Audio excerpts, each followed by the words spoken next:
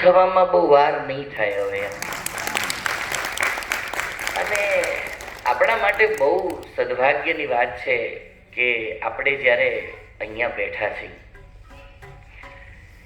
વિશેષ મને રાજીપો એ વ્યક્તનો છે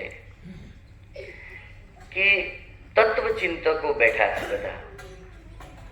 સારા સારા લેખો લખ્યા છે, મેં જોયા હમણાં.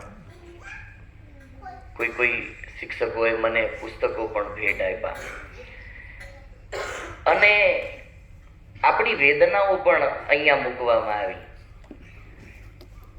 જેમ હમણાં બેનશ્રીએ વાત કરી, પુસ્તક જ્યારે વિમોચન થયું ત્યારે એવું લખવામાં આવ્યું કે ભાઈ પુસ્તક રડે છે. અને ખરેખર વાત સાચી છે.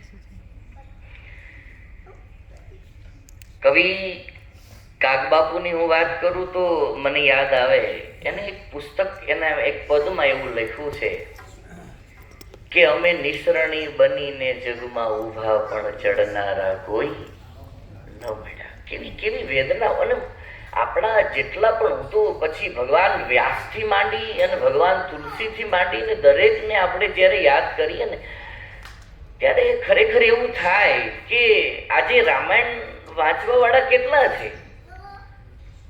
અને ક્યાંક હું એવું માનું છું કે જો ખરેખર આપણે જાગૃત નહીં રહીએ ને તો આ બોલિવૂડ વાળા આપણા રામાયણને પણ ફેરવી નાખશે. આપણા પાત્રોને ક્યાં મૂકવા અને કેવી રીતે મૂકવા